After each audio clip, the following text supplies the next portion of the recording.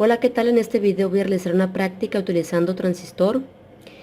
La práctica va a consistir en ver el funcionamiento del transistor como un interruptor.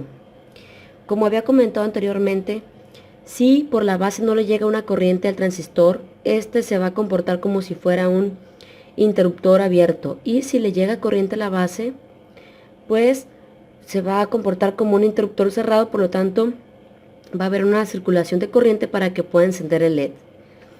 Es un transistor NPN, por lo tanto este vendrá siendo la base, este el colector y este el emisor.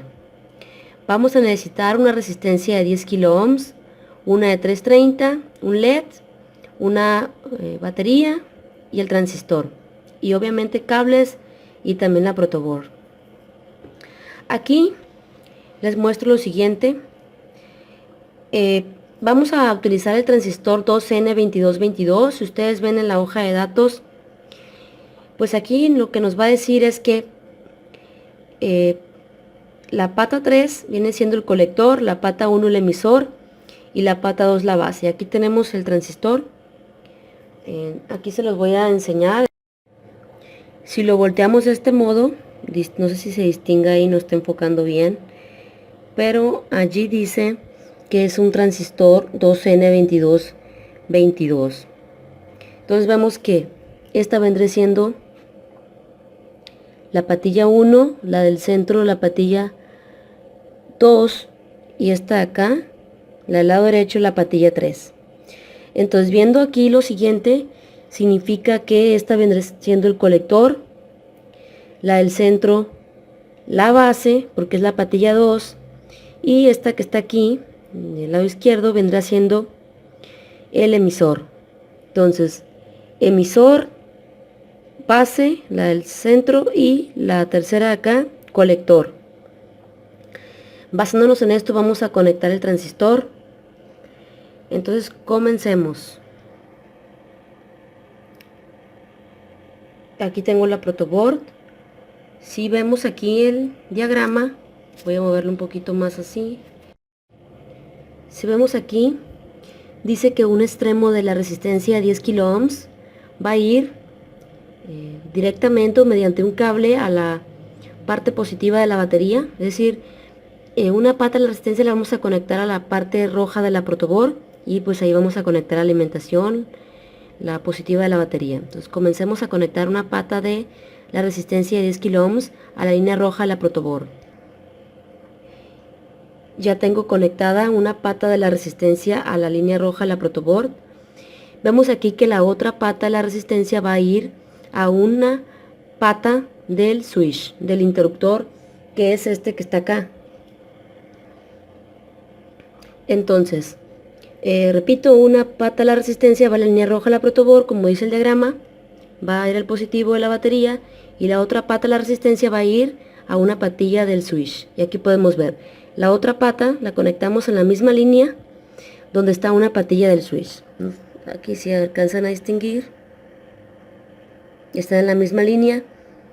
Y la otra pata del switch va a ir a la base del transistor. Es decir, esta pata que está aquí la vamos a conectar a la base del transistor. He conectado el transistor.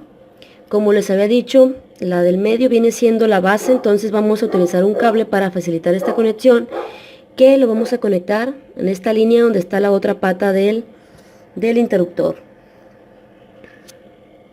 Es decir, en esa misma línea. Entonces queda de la siguiente manera. Vemos que en la otra pata del switch, mediante un cable lo mandamos a la base del transistor, que es la patilla del centro. Vemos el diagrama y vemos que el colector, bueno, primero lo que voy a hacer es conectar el LED, bueno, la resistencia de 330. Una pata de la resistencia la vamos a conectar en el mismo punto de unión donde está una pata de la resistencia de 10 kilos. Es decir, este LED, esta resistencia 330, una pata va directamente a la batería, a la parte positiva de la batería, de igual manera que esta pata. Es decir, que esta pata de la resistencia de 10 kilos y esta pata de la resistencia de 330 van directamente a la parte roja, a la protobor, donde vamos a conectar el positivo a la batería. Entonces conecto la resistencia de 330. Vemos que le he conectado a la parte roja de la protobor, donde vamos a conectar el positivo. Y la otra pata de la resistencia va al ánodo del LED. Este es el ánodo, la pata larga del LED. Queda de la siguiente manera: la otra pata de la resistencia va al ánodo del LED, que es la pata larga. Van en la misma línea conectados, como dice el diagrama. La otra pata va al ánodo del LED. Y el cátodo del LED, que es la pata corta, va al colector, que es la patilla 3. Y aquí podemos ver el cátodo del LED, que es la pata corta, mediante el cable blanco lo mandamos al colector, que es la patilla 3 del transistor. Aquí lo podemos ver, tal como dice el diagrama. El cátodo va al colector, que es la patilla 3. Y el emisor, que es la patilla 1, lo vamos a enviar a la línea azul de la protobor, es decir, va a ir al negativo de la batería. Entonces el emisor, que es la patilla 1, mediante el cable negro, es decir, esta patilla que está aquí, la primera del transistor, mediante el cable negro lo envío a la línea azul de la protobor. Parece que ya tenemos listo el circuito. Ahora vamos a alimentarlo. Aquí lo he alimentado y entonces con él voy a desactivar el flash para poder distinguir el brillo del LED. Entonces, como hemos visto, si nosotros si no oprimimos el interruptor, no le va a llegar una corriente a la base, por lo tanto no se va a cerrar el camino entre emisor y colector y pues no va a encender el LED, no va a haber corriente para el LED. Pero si cerramos el switch, ese W1, el interruptor, ¿qué va a suceder? Pues sabemos que se toma el sentido convencional de la corriente, como que sale por el polo positivo.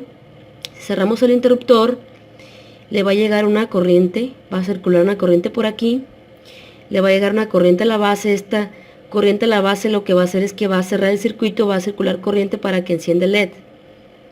Pero si no cerramos el interruptor, este transistor se va a comportar como un circuito abierto y pues el LED no va a poder encenderse. Vamos a hacer la prueba. Vemos que el LED no enciende hasta que yo oprimo el switch, se cierra el interruptor, le llega corriente a la base, por lo tanto se activa el transistor, y ese transistor lo que hace es que pues permite que se cierre el circuito. Como les dije, se está comportando como un interruptor cerrado y pues eso hace que el LED pueda encender.